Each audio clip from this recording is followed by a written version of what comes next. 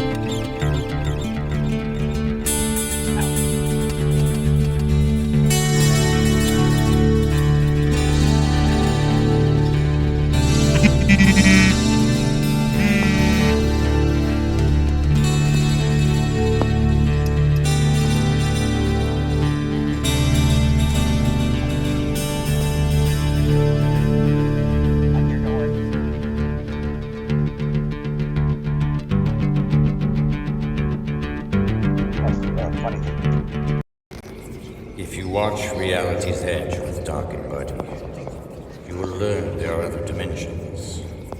You will learn how to connect to beyond.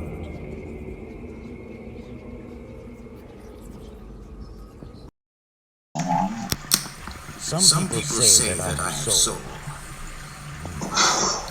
I don't know. Only one thing I know for sure. If you watch Reality's Edge with Doc and Buddy, you are going to get ahead. Consciousness rebels. We need you. Turn on Reality's Edge with Doc and Buddy.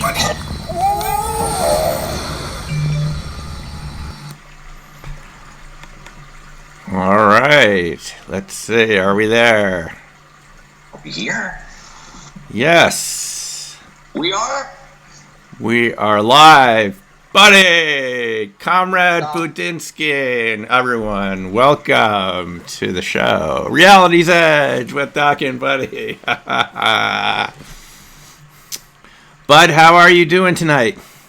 I'm doing great, Doc. I am just filled with love and empathy, and my faith in humanity has been rejuvenated. My fight and my spirit is great right now. So I'm very thankful for so much. Yeah, it's great to see you. It's been a while. I think we promised our viewers a Valentine's Day show. Yes. And we didn't do it, and I feel terrible.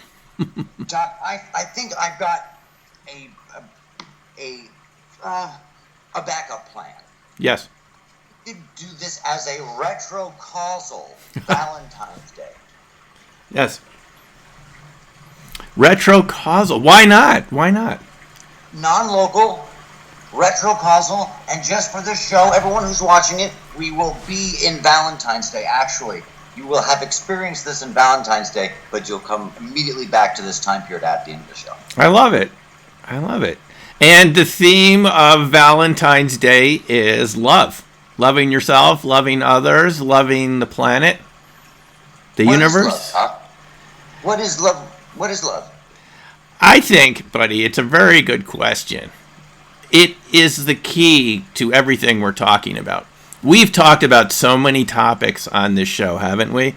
But doesn't it, and you've said it so many times, buddy, you've said it so many times, doesn't it all come down to empathy and resonance? And that feeling of connection, I mean, isn't that really the key to RV and PK and all of this that's going on? Is that we interfere with the flow. This is what the universe is about in so many ways every day. Many times we interfere with that flow. Isn't that really what this is about? It really is. And you know what? When I look at a lot of the, maybe I'm just projecting, but when I look at all the basic forces, even of the universe, you know, gravity is a pulling of things together, of masses together. They long for each other. You know, the strong nuclear force. Yeah. Even electromagnetism, which is so weird, it ultimately is about a connectivity, positive and negatives, and ultimately they come back around in circle. And all the forces have this sense of, you know, maybe I'm projecting, but this connectivity, this love, this coming together. And the more we isolate ourselves and think we're separate from the system, and that we're different, right, the more we're kidding ourselves. Yeah. We're part. Yeah. No, you know, isn't that true? It's, our education from the time we're born teaches us to have this separateness. We need to have something because we need an ego to focus. We have to ingest things and we have to, you know, relate to the environment. But one of the drawbacks of that, obviously, is it creates this feeling of separation so that we don't even feel connected to the timeline anymore, right? We have this kind of it's like an artificial amnesia because we're obviously made of the same things that the universe is made of, the same elements. The whole planet is made of exploded stardust that's condensed over billions of years into a planet. But aren't we really just animated stardust? And in a sense, we're connected to everything else, but not just at this, you know, all along the timelines, up and down, and so forth. So. And you know, we don't teach our kids this stuff. This is really basic stuff. And I'm not saying just love. I'm saying this connectivity, that getting to know your own body, your own mind. You know, we've talked about this tons of times. We do the physical education, but we don't do the consciousness education. The power of connectivity, the power of empathy. And, you know, we've spoken about this before. Empathy equals resonance. It's relating to something, admiring it. You know, when I make a machine do weird stuff, I go through this process of connecting, enjoying it, loving it, admiring it, how it defies nothingness by being what it is. I give myself all these different little thoughts about it. And just to go back to love for a second, you know, we know that, you know, love is empathy and empathy is resonance, and it's like two tuning forks. You know, you can create power is transferred over fields and distances that it normally cannot be associated with. It's really a magical thing when you have that resonance. But to love for a moment, to me, love, the opposite of love isn't hate. It's apathy. It's not caring. It's nothing. Right. And so that defines to me the opposite of apathy is love. But love is action too. It's caring in action. If it's just words, it's not, you know, it's colorful, but it has less of a real meaning, you know. So all this empathy and resonance and caring in action and all this stuff creates a better feeling within you, and it certainly creates a better world around us. And I just wish we could see that more in our society instead of commercialism. Well, you know, but this is the whole theme of Alan Watts, that he used to talk about this over and over, is that we have this feeling like we're not of nature, that we're in nature, somehow separate. We're this autonomous, skin-encapsulated unit walking around, and we're not nature. And he used to just laugh at that so hilariously in all of his talks in Sausalito, California, and his houseboat, and all the places he gave talks, because he would say, look, we're every breath, everything you do is, you are nature, pretending that you're not. And that's the source of so many of our issues, isn't it? I mean, you really nailed it there, Doc, because the second you remove yourself from nature, you're not part of it, you're not part of an intricate biosystem, then you can take advantage of it without a conscience. You can treat an animal as a beast, as opposed to a thinking. Exactly. Everything that you've evolved for the same reasons. Yeah, that is such a good point, Bud, because then what we do when we don't feel like we are nature is we're always trying to steamroll it to make it do what we want. And isn't that what RV showed us, and Ingo and all the RV teachers, is you have to get out of your own way and let the information come to you. You put your attention on the pyramids thousands of years ago, all of a sudden you're there. And you're getting information, accurate, veridical information, because you've got out of your way. But we always feel like we have to push it and make nature do what we want, because we have this kind of separation in our minds that we're not part of it. I mean, that's one of the big lessons for me why people benefit from RV. One of the big benefits is you realize it actually works better when you're not trying as hard. Yes, and it's about being selfless. You know, we spend so much time, especially in this society, of looking at me through social media. I'm over here. Look at me over here. Look, I had dinner. Look, my dog. Me. Yeah. And it changes that. It makes you realize that, there's a much bigger universe that you're connected to. You lose oneself, and the information starts coming to you. The second you lose yourself and you shrink from this world, the information comes to you. And the more you learn that skill, that's really a key. It's not, people always talk about the signal for RV or ESP or any of these things, but it's not necessarily really about the signal. It's about getting the stillness, and then the first thing comes to you. And that, at least that's how it is, in a lot of my experience. It's tough to clean that slate, though. It's such a busy society. And, if you don't meditate out there and you're watching the show, you got to give it a shot. Yeah. I mean, you'll dramatic changes in your life. Yeah. And as Julie says here, there's no separation. That's the thing. It's not that each of us doesn't have a unique frequency. Obviously, we have to. It's what makes the whole thing work, is this uniqueness. But that doesn't mean that uniqueness doesn't fit into a bigger hologram, a bigger whole thing. It's both. It's a paradox, but it's both at the same time. What do you speaking of frequency and all of that, the human resonance, I think, is 10 hertz. Mm-hmm. Somewhere around there. Yeah. And that, I believe, is the hertz of brain waves. And those brain waves are, I believe it's beta, one of the first sleeping brain waves. Do you think that the Schumann resonance can have an effect on consciousnesses on the planet? Does it make us more docile? What do you have any influence? I mean, any thoughts about that frequency? But I used to hear about the Schumann resonance so much at conferences I've been going to ever since the 90s. All of these different types of ICEAM and IRVA and SSE and all these other types, Estes Park Star Vision Conference, people would talk about it as being the frequency of the Earth. And somehow that we're, it's like, it's 10, it's 8.4, and it changes. And there's just a lot of ways there's not just one way that our frequency connects, because we also get information from future sources. I'm convinced that we get information from the future, and that could be a different frequency. So there's nothing wrong with playing with frequencies. Now, the way I like to play with frequencies, obviously, for those of you who know me at all, I love to play with sound and guitar and make music and let it flow through you. That's how I feel different frequencies. But everyone has to find it in their own way. But when you do find it, you feel like the thing that we're always talking about, the holy grail of free energy. Like something is just coming through you, the universe, and you don't have to put any effort to actually get the flow going. Now, you can't steer the river this way or that way, but you realize the river is flowing on its own. Once it's flowing, then you can steer it with very little effort. And it's an amazing, magical feeling. That's what sustains me from day to day, is that amazing feeling. I just found it through guitar, but everyone finds it through different means. It's amazing what you just described. And that description of the river and the flow and catching it, I was using the tide. That there are times when the tide is with you, and you know the tide is with you, and you have to learn how to surf first, but then you can surf. You can try to surf all day long, but if the tide's not with you and the wave's not there, you can't do it.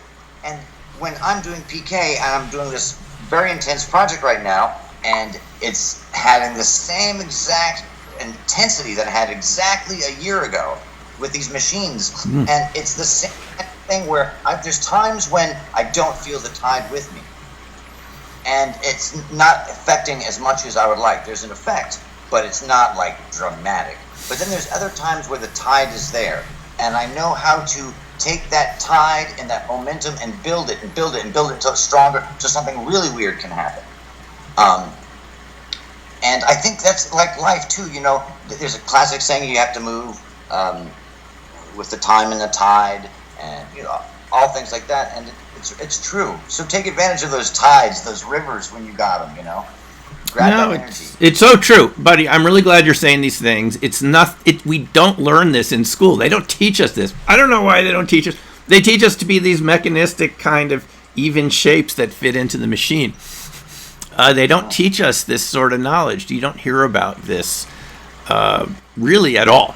It's mentioned tangentially in philosophy classes. We're not talking about philosophy here. This is physics, the physics of how it works. And it doesn't seem like any of the institutions in society want you to know about that, apart from a few here and there. I learned meditation a long time ago from the TM people in White Plains, New York. Back when getting a mantra was less than $100, when I was 14, and they were talking about this. You know, as a teenager, you're not really listening, but it all makes sense. It all makes sense. There are places where you can get it, but it's not the mainstream at the moment. It isn't. It just isn't. This is such a powerful tool for people, you know, to be in touch with their own abilities and their own resonance, and to know all the information. And there's tips and things you learn that increase your ability and your effect and all these different things. I was just recording a testimonial from someone who, Super Sleuth. And Super Sleuth and I did an experiment about Hermetic Mercurialism, the trickster. And knowing how the trickster worked, we had a long discussion about the trickster and how the universe works. And the universe has a real sense of humor. You see it, we all see it, how the universe, you know, some guy will be named, you know, Tim Harry, and he opens up a hair salon. Or something like that, you know, and people have, the universe will put a guy named Harry as the owner of a salon, or, you know, all sorts of weird things happen. And the universe has a very specific sense of humor. As someone who dealt a lot with humor and comedy, you know, there's Murphy's Law. It's a real thing. And, you know, probability curve is like this. The weird stuff happens on the ends. That's where you and I live. We live on the ends there because we can dream those possibilities. And at least it gives us a chance of co-creating those with the universe. You know, so when you know the universe's sense of humor and all these different things, we had an amazing experience. And basically, something disappeared. It was the opposite of an aport. A large crystal disappeared, and it was in a locked room, how we wanted it. We set it up in a dark locked room so that the trickster could have some privacy. You know, the universe does like a little privacy. You can have rules, but they have to be of a certain sort if you want to affect some of these greater large effects that can be accessed through the trickster phenomenon. And gone. Even the funny thing was, the real trickster element was her iPad, which was in the other room, disappeared too. And her iPad reappeared like 3 weeks later after like a funny series of events. Her husband says for certain, you know, he had nothing to do with it. It's not his thing. And the crystal never reappeared. And, you know, Super's integrity is really intense. You know, he was with the sheriff department for many years, all these different things. Super, and that is an extraordinary situation. And you have to know the tide, you have to know the sense of humor, all these other things, and then you roll the dice and see what happens. See if you can get that end of the probability curve. But, you know, so dream big. Don't dream small, you know, fail. Be willing to fail big, you know. If you're willing to fail big, you can get some of those miracles at the end of the probability curve. Yeah, no, it's real. we could do a whole show on this topic alone. It's fascinating. It is fascinating, Once you start delving into any of this, there's just so much. And there's so much to be hopeful about, despite all the things we hear. I almost feel like the whole system is trying to brainwash you into feeling depressed every day with negative beliefs and negative energy, but you don't have to buy into it. You know what I'm saying? Because I don't really find, buddy, apart from this show when we do this here, I don't hear a lot of people talking about that. These topics, even the UFO researchers, the UFO field, looking at very negative people arguing about whose interpretation. Yeah, you know what I'm talking about. It's this, it's that. But it's so many incredible things that we can focus on. And the aports you're talking about, things that can appear. Now you're talking about them disappearing. It's mind blowing. And hey, I don't know, folks. I'm glad you're all joining us because this is what really fascinates me. By the way, one thing. These little specks that you can see on the screen here, I'm sorry, this is a green screen effect that I've attempted to turn off a couple shows in a row. There's a box here. Obviously, I don't have a green screen behind me, but it isn't turning off, so it's showing a slide of dark matter, an interpretation of dark matter, and we're seeing, what you're seeing, folks, behind me is some of that dark matter slide coming through. And now it's getting even more intense as I'm talking about it, and it's making my teeth look blue. And this is the green. And I unchecked green screen. I don't know why it's still showing up. Maybe I should drop my green screen and see if it goes away. But that's what it is. These are not ice crystals. These are not ice crystals. This is not space dust, and this is not the light of Venus reflecting off of flocks of geese through swamp gas. Yes. This is an effect that I'm tempted to turn off, and it doesn't want to turn off. So this is why my teeth look blue. I don't know if you can see it, buddy. It's an effect of the software that actually, it's amazing that we got this working, buddy. It took like a year for us to get this all working. Anyway, but so this is one little thing. I'm working on it. As long as the sound is good, you know what I'm saying. Yeah, and also, unfortunately, audience, it does make me look very skinny and ominous looking. So yes, I don't know why it does. Very but very muscular. So, buddy. Yeah. Buddy, what can we say about some of these topics that we have been talking about recently? Everything we just said, it's fascinating. Now, one little thing I mentioned, I did a video today about the coronavirus, and just, this feeling that people are appalled that the scientists that warned about this, the medical researchers in the hospital way back in December, were arrested by the police and told to stop their rumor mongering or told to retract their statements, and they did, and some of them have already died. The head of that hospital died today. And this could have been contained, or maybe if, the government hadn't interfered with science. And I just compared that, and we don't have to dwell on it too much, but that's a video back on my channel today. That reminded me a lot about Roswell, the intimidation. I don't know if it's something you're familiar with, buddy, of those children. And it's just terrific. I mean, government, it is not about any one government. It's just, look, when you're dealing with reality, just deal with reality instead of threatening people and telling them. Anytime you tell people you can't talk anymore, I mean, you're in deep trouble because the universe is obviously giving them something to say, and you should be listening. That's what the video was about today. My video. And I think we're in a little bit of a different era now. In those days, there's a lot of counter intel. There's a lot of active counter intel. And nowadays, because of the nature of them releasing stuff and there's a greater public awareness of it, they know that they're losing the momentum of the battle. Now they're being more strategic about protecting technologies. And the amount of information the U.S. government alone has is daunting. And I was having a conversation with someone today, too, about how screwed up it is, how horrible it is that these gifts that have been given to us were not to weaponize, which is the first thing we're all doing, all the different countries. They were the only physical, hardcore, indisputable proof that we're not alone. And that reality, that's the only thing that can do that. Videos don't do that. These DOD videos should be the biggest news story every night. Because it's staggering information and the possibilities are staggering. And we've spoken about this, how it handicaps society, how it handicaps... Exactly. We've lost a century of dreaming. We've lost half a century of advanced technology inspired by the knowledge of these craft. Yeah. No, it's true, buddy. It's absolutely true.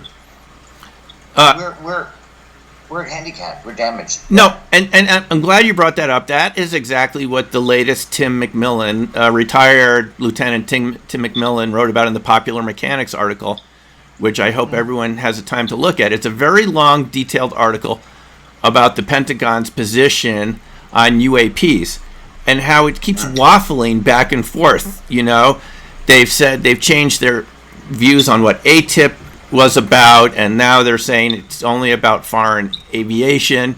It was never about UAPs, and we don't know who Luis Elizondo is, and all this BS. And Tim McMillan points out that, you know, the head of special access programs in the Pentagon briefed the Senate Intelligence Committee and said, we don't know what these objects are that the Navy has been seeing. The flying cubes, the Tic Tacs. Now, this is the guy that is in charge of all the special access programs. If he says, we don't know what they are, unless there's some really deep counter-intel black budget to confuse the Senate Intelligence Committee. I mean, I guess that's possible, but it's a great article, The Popular Mechanics, and he says the same thing, is that the Pentagon has to come to a position about this one way or another. They can't keep changing their tune every couple of months and denying that there's any significance to this, and Skinwalker Ranch. It's just fascinating stuff. They mentioned that a DIA scientist came out to Skinwalker.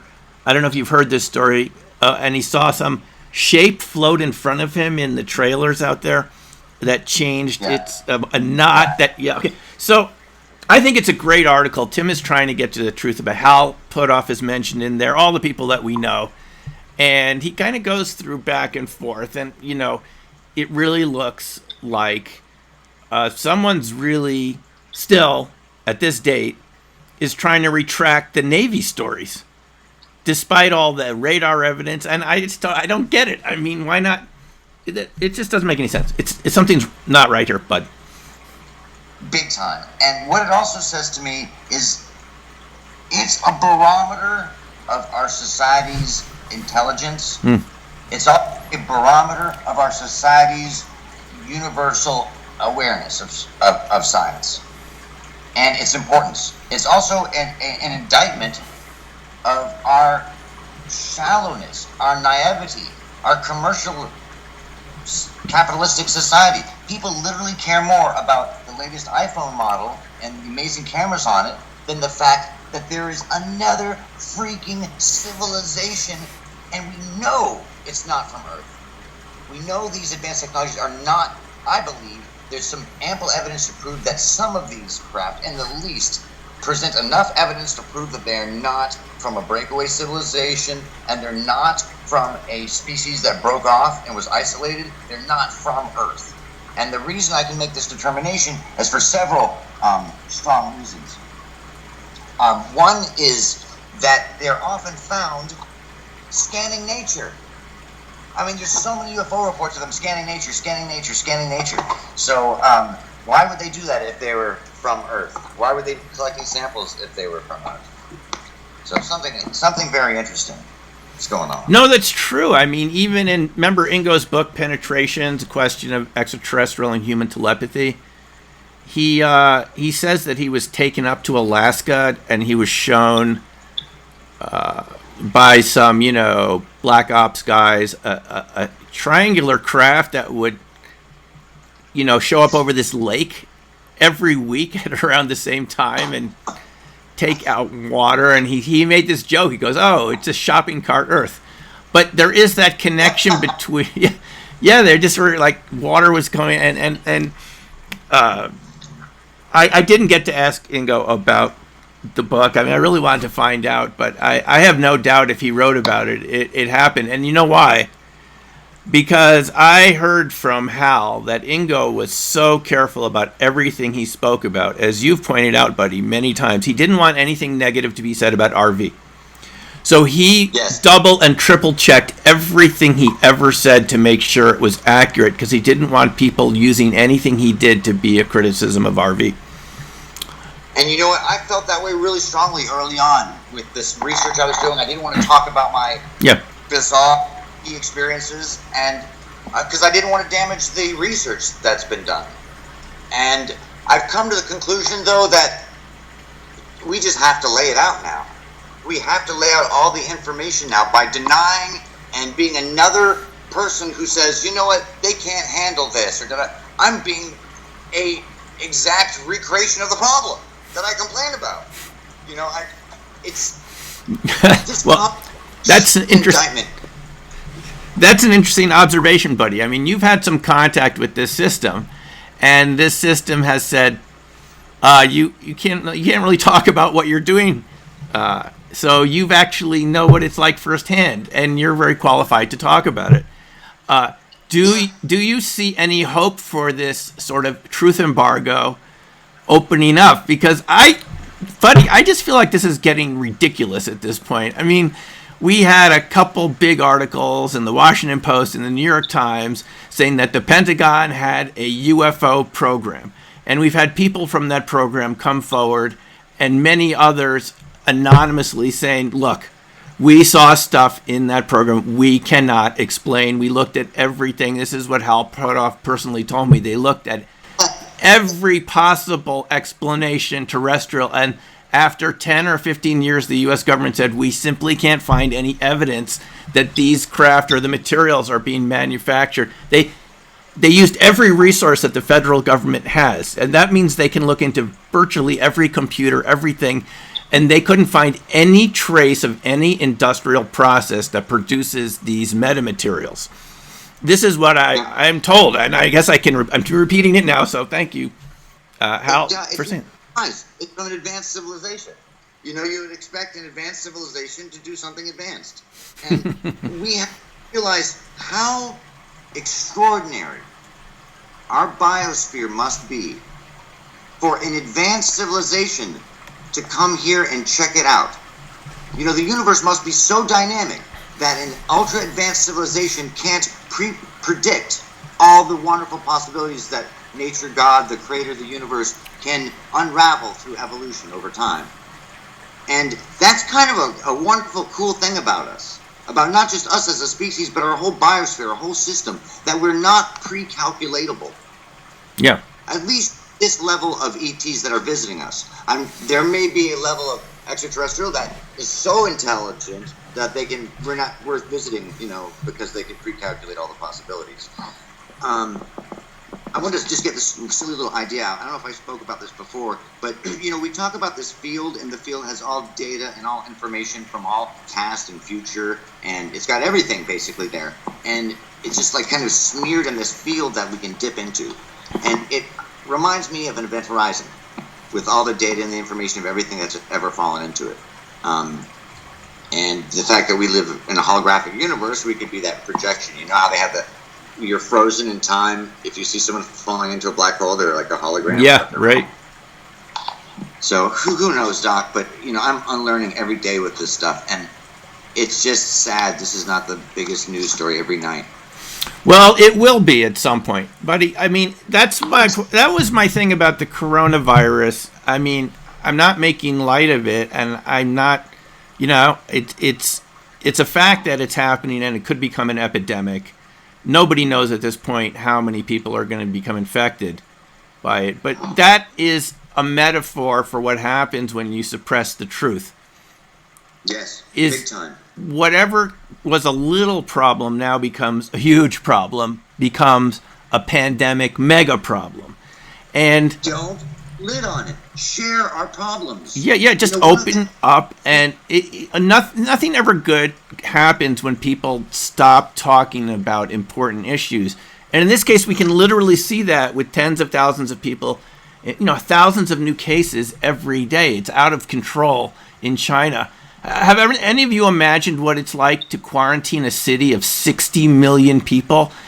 That's like 5 times bigger than New York City, completely quarantined, everyone told to stay in their apartments or homes. I mean, it's mind-boggling that this is what it comes to. You know, this is what it comes to, all from apparently a government lab experimenting on bats. It was that one bat who got revenge on the whole human population, if that's really what the source was.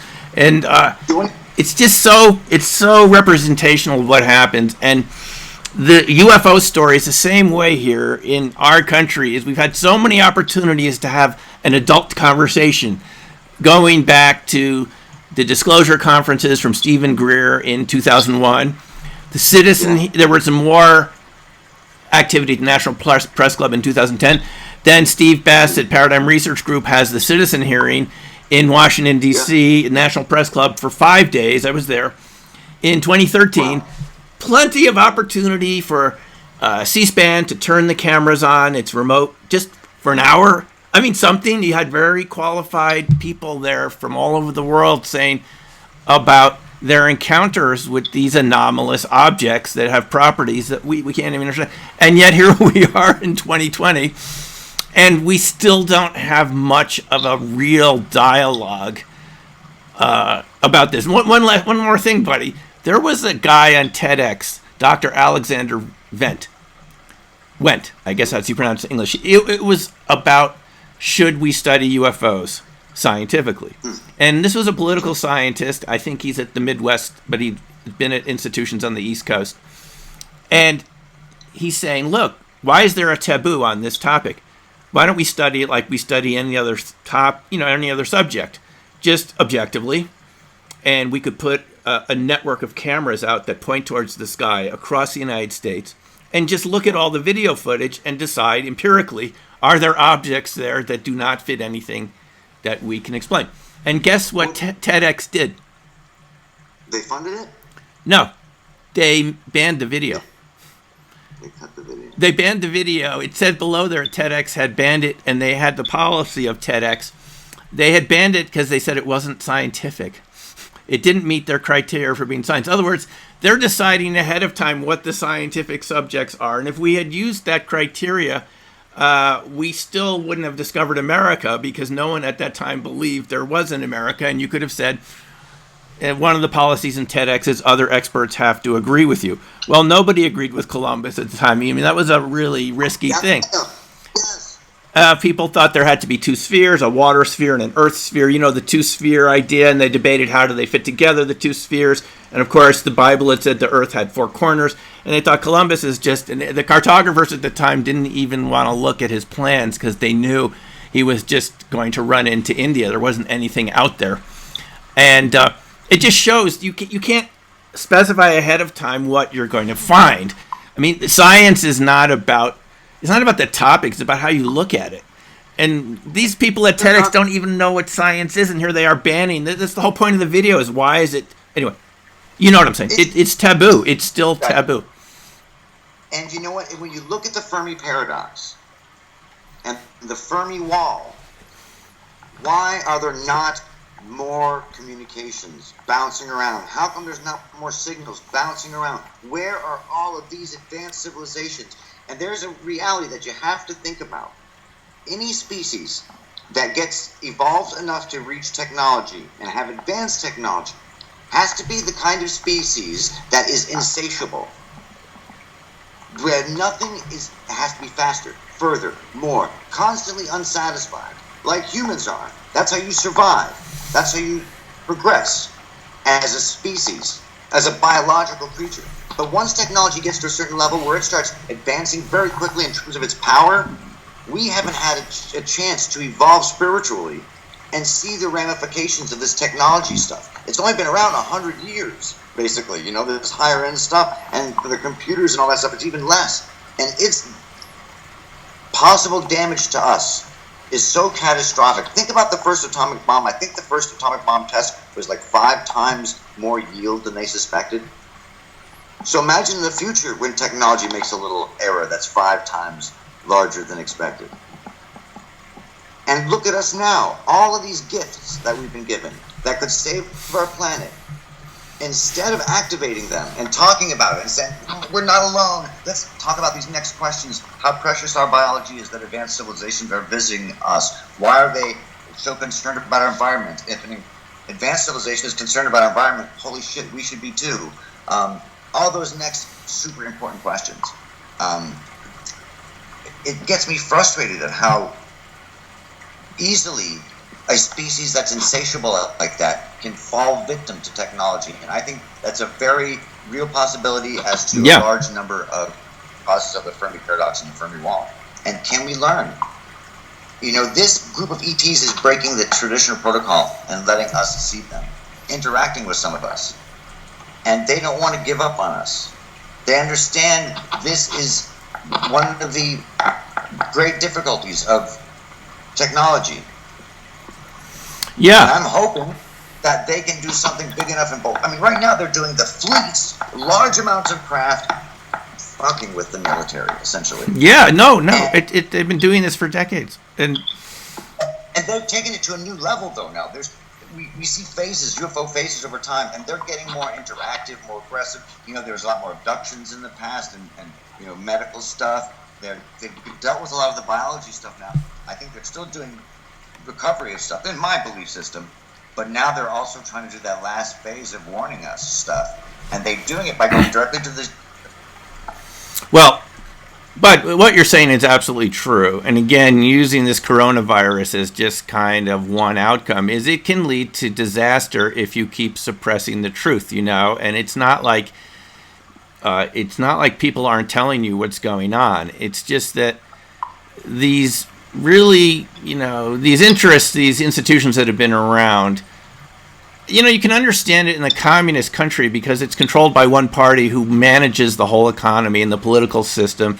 I mean, they're a bunch of corrupt thugs, narcissistic, and that's sort of what we expected of them. But I have a higher standard for the United States and other countries that we consider to be, democracies, or, our friends in the UK and Australia and Canada. I kind of think we can put our heads together and kind of have a little more openness, but we're kind of doing the same thing in so many ways. Diane, by the way, hi Diane. Diane from the UK writes that we're curving the data. We're curving the data to fit what we want to see. And that, believe me, I can tell you as someone who studied statistics, there was this book I came across as a grad student by Darrell Huff. I think it was called How to Lie with Statistics. And you can make things look scientific by giving them a statistical veneer.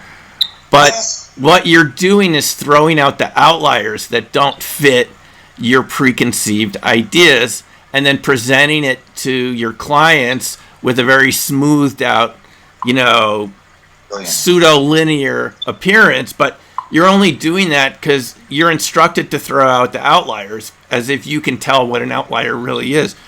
But you could actually be throwing out the thing that creates the black swan event. And all you've done is, again, try to shape reality to what you think it should be rather than letting reality tell you what it really is, And you can't do that forever. You can't get away with... I don't think the universe lets you get away with that forever. No, and reality warns you. The coronavirus may be not the pandemic, but it's a warning. I saw something really scary. A bunch of Chinese biologists had discovered a bunch of what they were calling zombie viruses that were coming out of the permafrost. And these viruses had caused pandemics in animal and other populations. And the ones that survive oftentimes are the most virulent ones that had the most success. So there's a bunch of these viruses that are thawing now. Isn't that great? Zombie virus. Oh, well, they're thawing because of the global warming out of the permafrost. Yeah, that's...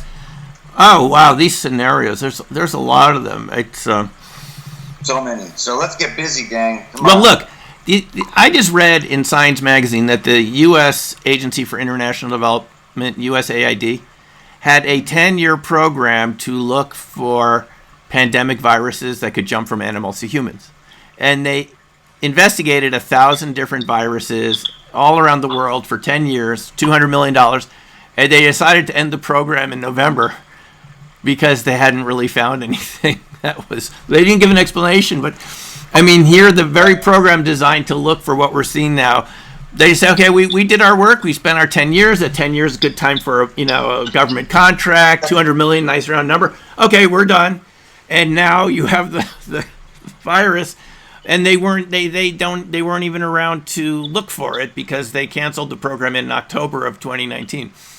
It just shows you that, do we have the flexibility to deal with these issues? Are our institutions so hardened and rigid that they simply can't adapt? In other words, the interest of the people working in those institutions is so fixed on their bureaucratic prerequisites that they simply aren't dealing with reality anymore. They don't have any skin in the game. Let's put it that way.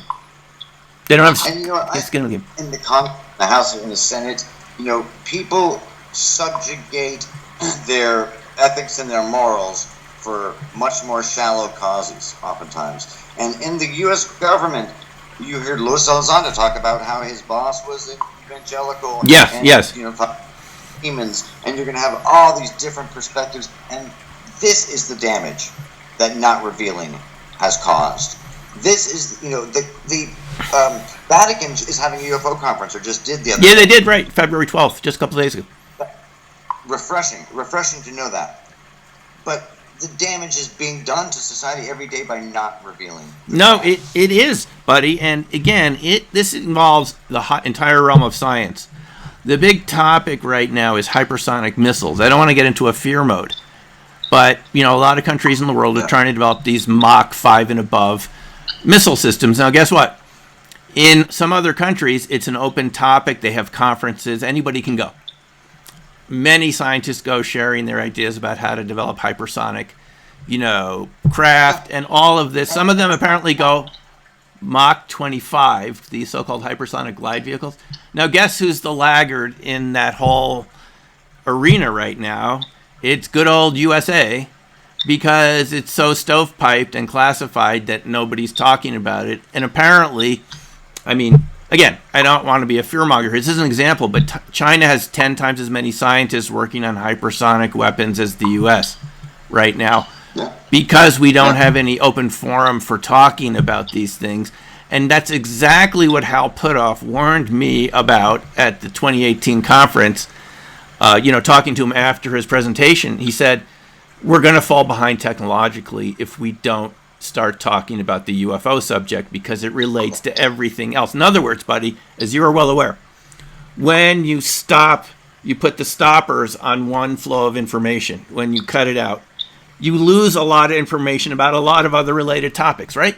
We don't hear much talk about PK, about RV, about things that are proven. I can't believe I still read statements from people criticizing the people involved in TTSA because they had something to do with remote viewing, this flaky interest in remote viewing. No, buddy, it was you who pointed out to me that there were all these declassified documents, which you shared with me, thank you, from the CIA, the DIA, about the threat from other countries developing psychic, individuals with psychic powers and psychic functioning.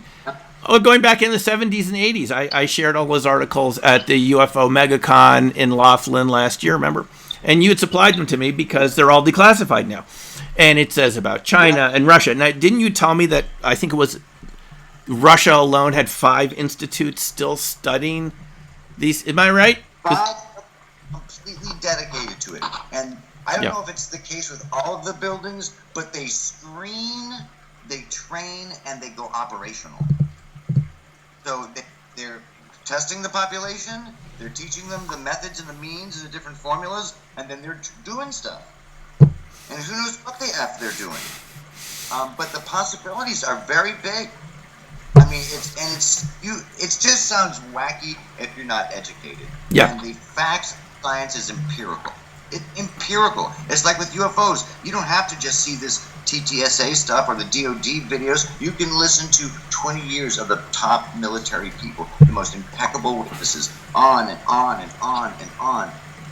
But if we're only going to use this stuff to create hypersonic, invisible to all, radar and detection, metamaterial, weapons, we're going to hit the Fermi wall.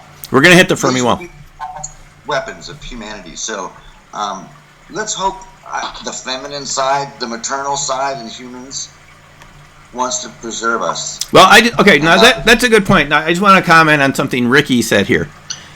Ricky says the phenomena until completely understood is a threat. Now, Ricky, you're entitled to believe that. I just have to disagree. And there's something called xenophobia, which is anything that is different you think is hostile.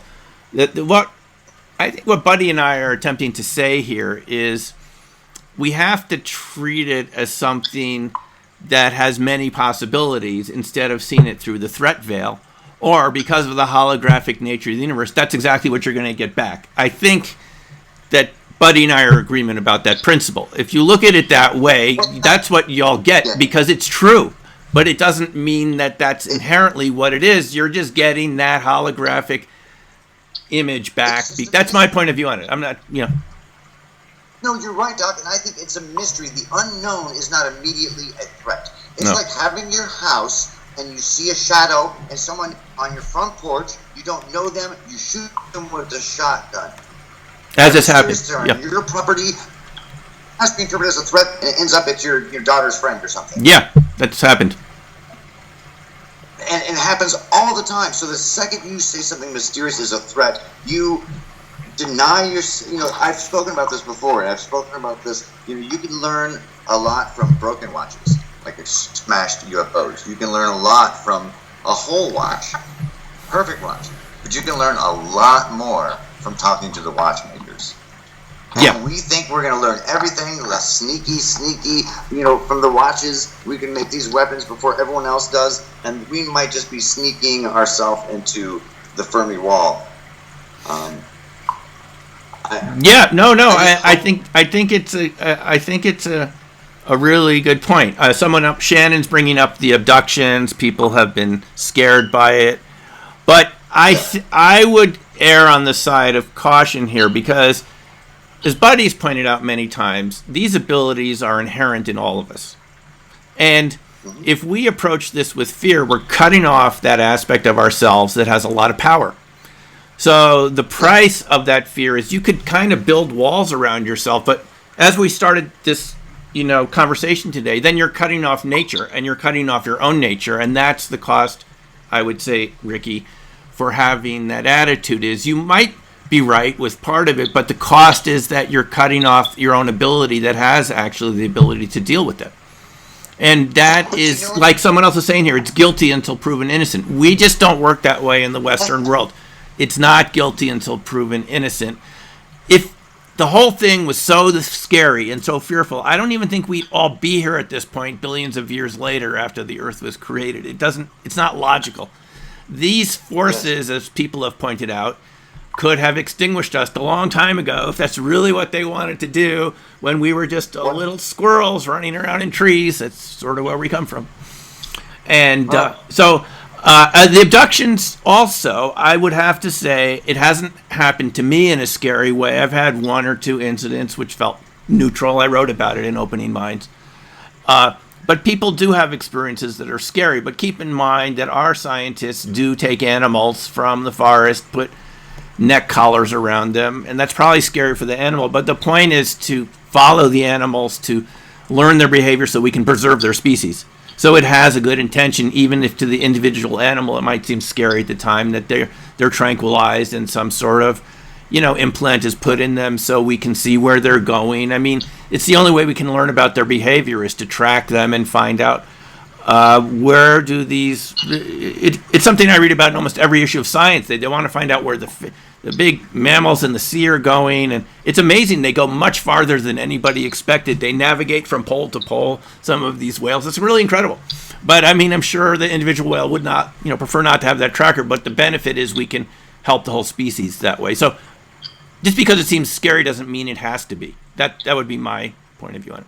And if you look at Beyond UFOs, the study with all these scientists commenting and interviews on the survey of all the different experiencers, most of the cases of abduction were positive. I also believe some of the cases of incredibly horrific negative things are more based on psychological issues than perhaps might be real occurrences. That's a possibility that can be factored in with some of them. And I also know a huge number of people who've been abducted have had positive experiences, have learned, healed, major healings of their body, documented. Even people like Travis Walton, who was accidentally hurt, was abducted and came back healed. There's a lot of those cases too, and given a little extra spice to some people, like with abilities and so forth. So, abduction is kind of like how I feel about cattle mutilation. You know, you can't, reserve judgment. Let's learn more. Yeah, I think we need to learn more. We're getting some different points of view on this. Now, Ricky is coming back saying he's not saying it's inherently hostile, but we should take precautions with the unknown. We don't let strangers into our home. But, we do encounter the unknown every day we go to sleep. You don't know what you're going to encounter in your dreams. And every day you wake up and you're okay. So I think the cost of a hostile attitude towards these phenomena, it's too high.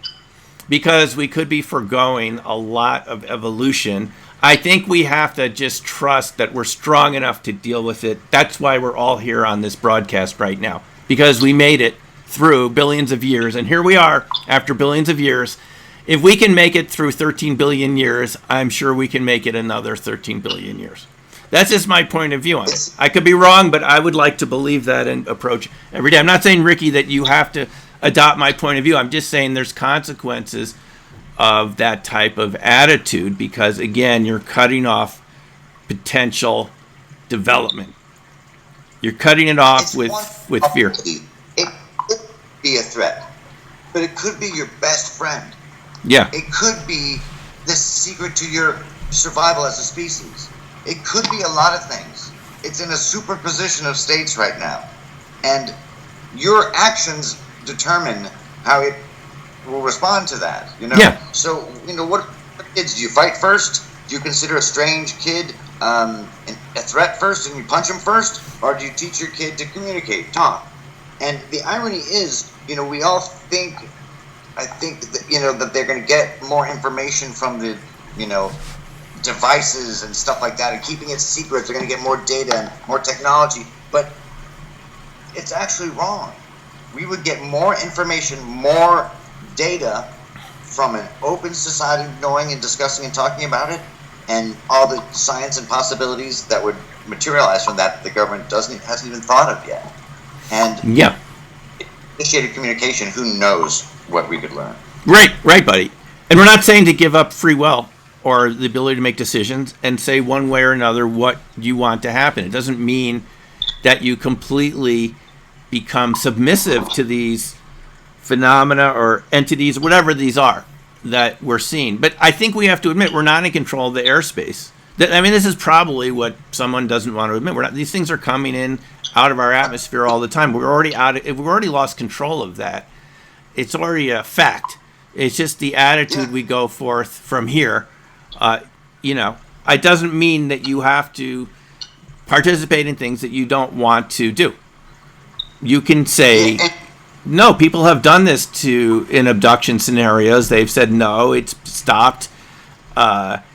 It just means that if you go in with this attitude that it's immediately hostile, that's what I'm saying, because you don't understand it has to be hostile, that's what I'd be very cautious about. Be very cautious. Big time. You deny yourself some possibilities that you may want the opposite experience to.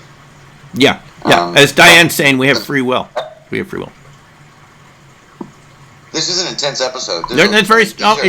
It's good. And again, folks, you don't have to agree with what Buddy and I are saying here. I think this is just our conclusions from our experiences of different aspects of these phenomena.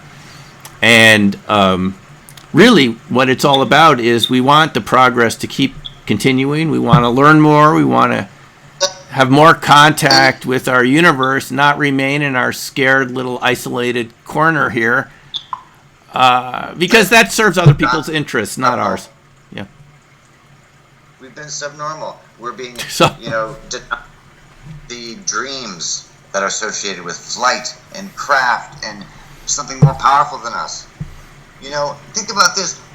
My little tiny dog that I adore so much. I love this dog so much. I am brought to tears with how much I love this dog. And I am a bigger, larger, perhaps more intelligent species. That dog lives like a king. With all the loving and affection, maybe, they will rub our bellies. I don't know. Yeah. Rub our ears. Yeah, that's a nice... Any last questions here about Buddy's dog or anything else before? Yeah, I like what people are saying here. Again, Ricky, we're not saying you're wrong. It's choice. It's like Diane saying, you can choose how you approach these phenomena, but I'm not going to buy into the fear factor. Yes, are there risks? There's always risks. Life itself is a risk, but it'd be a real shame to cut ourselves off from these riches because we're afraid of them. Like Buddy's always pointing out, people used to be afraid of electricity. Oh, very scary, electricity and weird. It's supernatural. Until Volta came along. Buddy's pointed this out on the show many times. And now electricity is our servant. Yes. So it's just a perfectly good example. Manned flight, all these things that we've harnessed wouldn't have been possible if we listened to the naysayers who said, oh, it'll never happen. How many people thought the Wright brothers would never succeed? The New York Times, the Smithsonian, institution after institution, they were all wrong. They were wrong. Think about gorillas were discovered. There were stories of these giant, hugely muscular men in the forest and these beasts and monsters in the forest. And it took a while for a couple scientists to brave the rainforest, brave the unknown, brave the mystery. Yeah. And not treat it as a threat, and to go in there and study. And we've learned so much from the Dian Fossey's. Yes. And wow. All the explorers who people said, just stay at home. There's nothing outside of Europe. Okay.